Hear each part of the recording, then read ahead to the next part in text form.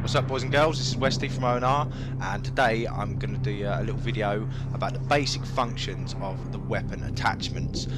You might think it's a bit crazy coming in 2 years on and putting together some kind of guide, basic guide, but with Battlefield 3 just going on to PS Plus for free, we've got a lot of people who are joining in with the Battlefield and getting in there that wouldn't really have bought it as a game. People coming across from other games just to give it a shot because it's free.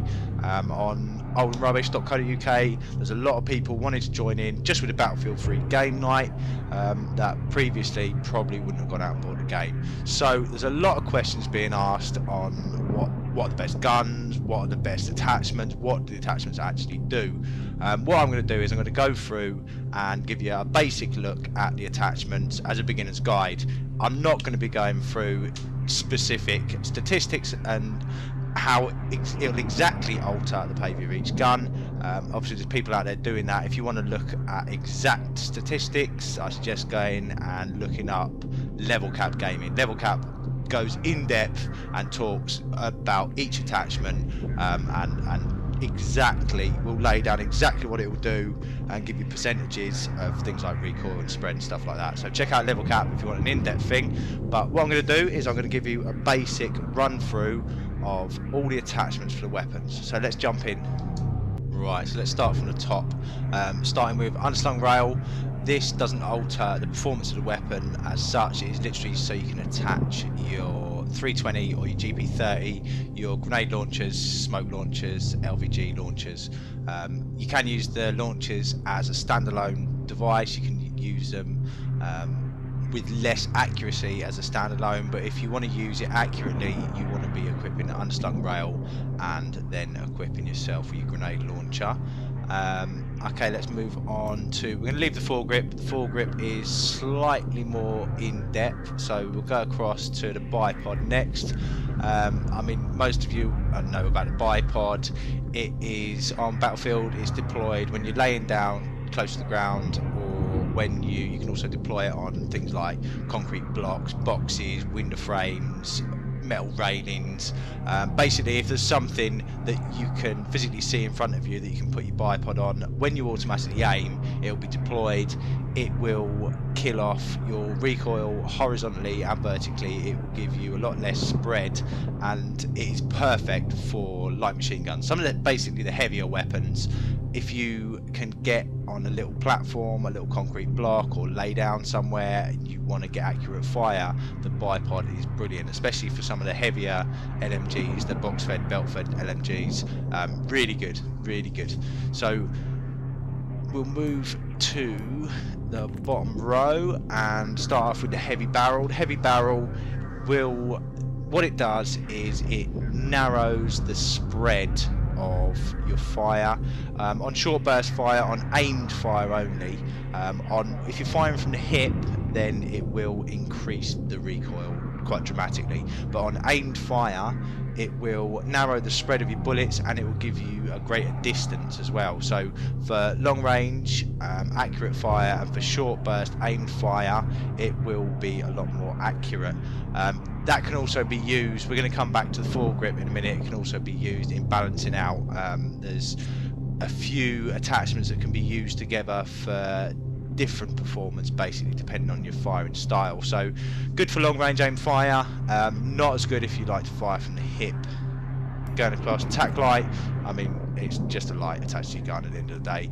It doesn't, for me, on close quarters, close range sort of combat, it's okay for dazzling the opponent, but it doesn't alter the behaviour of the gun. It doesn't really give you a lot. On bigger maps, you find you keep having to turn it on and off. It doesn't really gain you much. So it's not something that I would use unless it was on a CQ sort of map. Suppressor. Suppressor will decrease the spread of a weapon. It will also decrease the recoil. So it is good and you won't show up on the map, which is a bonus. Again, close quarters, it is really good because there's a lot of running around, there's a lot of people just watching the map and looking out for fire, so you'll be hidden on the map and it will tame the gun generally, but it will increase bullet drop. So if you like to sit back and shoot from a distance, you'll get a lot of bullet drop in the suppressor. It's good to use again to offset characteristics of other attachments, but in basic terms, it will tame the weapon, give you less recoil, less bullet spread, but lessen the distance you can fire. Laser sight is really for fire from the hip. It will increase your accuracy fire from the hip. You'll notice when you've got the laser sight turned on that the reticle on the screen will narrow. You will get a greater accuracy, but if you're the sort of player that will aim for all of your shots, there's no need to use this. I had this attached for quite a while before I fully understood it, and then realised that I was probably only killing 2 people out of every 100 people I killed firing from the hip, so it was just a waste of an attachment slot, to be honest. But if you do kind of like to wade in and fire from the hip, then that will increase your accuracy firing from the hip. Flash suppressor. Now this is why they've called it a flash suppressor, I don't know, because its main function is a recoil compensator. Added weight to the end of the barrel, it will counteract any recoil of a weapon. So basically any weapon that has a lot of vertical recoil, this will knock a lot of that off. It will give you a lot more accuracy and a lot more stability for the guns that have got quite a bit of kick. Things like the AEK, they've got quite a bit of kick. There's a lot of weapons, especially like some of the LMGs as well, got quite a bit of vertical recoil, and this will counter that. There we go. So right, let's go to the foregrip. The foregrip will lessen the left and right drift whilst firing, but it will increase the bullet spread. So you've got to try and justify it. If you've got a gun, the AEK has a lot of movement left and right, whereas say the 416 doesn't. You've got guns that have got a lot of spread naturally, like the F2000 has a lot of spread, so by adding a foregrip you're going to add a lot of spread. You've got to work out whether it's worth keeping the gun itself stable while you're shooting, while sacrificing a lot of your accuracy. Depending on each gun, you've got to kind of weigh that out. But the reason we left the foregrip till last is there are ways of countering it. So for instance, if you've got the foregrip, you can attach the heavy barrel. So the foregrip will add spread, and the heavy barrel on aimed short burst fire will narrow the spread, so they will counter each other. So on a gun, say like the AEK, where it does move quite a lot from left to right, it does drift, you will kill off the drift, but then you will add a spread, and the heavy barrel will take away that spread. So you're looking at getting a similar performance to that gun with no attachments, but with the added bonus of it not moving left and right. So there's a lot of ways to compensate, and there's a lot of ways that the attachments kind of complement each other. The suppressor, again, the suppressor will lessen your spread, so you can use it to offset the spread you're going to get from the foregrip, but bearing in mind, as a standalone, the suppressor does give you bullet drop. So if you're a close range sort of person, then you're gonna counter the effects, the spread of the foregrip, by using the suppressor, but you're gonna lose the ability for the distance. Basically, you're gonna get a lot of bullet drop, and you're gonna have to compensate yourself by aiming high if you're shooting over distance.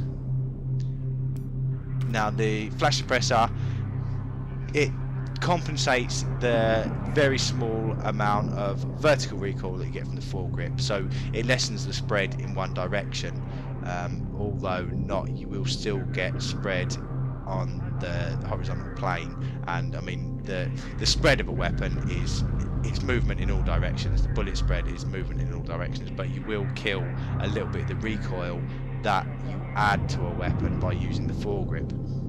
So the foregrip is a little bit more in depth. Like I mentioned earlier, if you want to have a little bit more insight and some specific sort of detail on exactly how much the foregrip affects each weapon, then go and check out LevelCapGaming. It does a really good video on this. I'll stick a link in the description.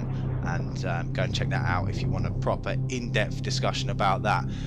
I mean, really, the basics of it are, for me, I rarely use foregrip. I pretty much use a flash suppressor on all of my weapons.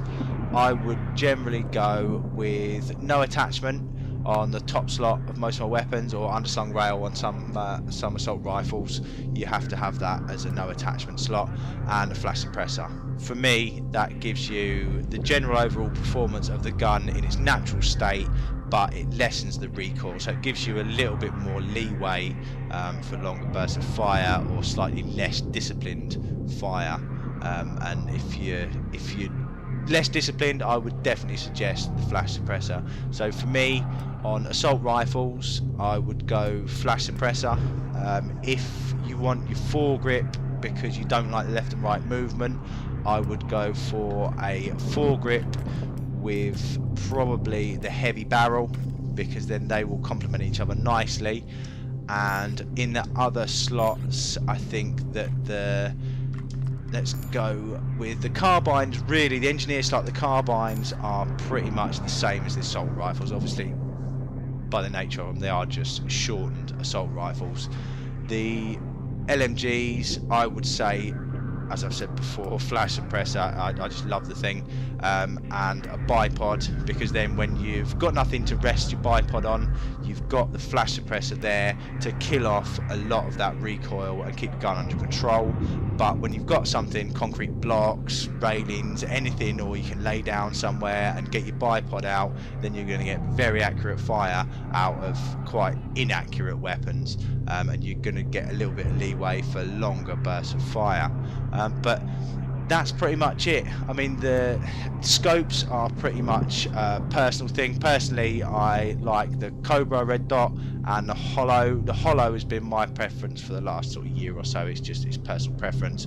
If you go for some of the other sites, you do get, if you've got a longer magnification, you do get a little bit of sway. A lot of people like the ACOG and some of the mag scopes, but for me, I prefer I think some of the range scopes kind of block out a lot of the vision. They're physically in the way, and you can't always get a panoramic view of what's going on around you. But yeah, for me, sights is personal preference. Obviously, the more magnification you put on scopes, the more sway you're going to get, and you're going to have to end up holding your breath to take a steady aim on something. But all round, holographic is my favourite. Again, it's just preference. So pretty much that is it. It's a basic guide to all of your attachments. Obviously, if you want something more in depth, then there are loads of videos out there that will give you exact percentages, statistics, and explain everything to the finest detail. But there you go, for everyone on the forums that's looking for a starter's kind of introduction, then there you go.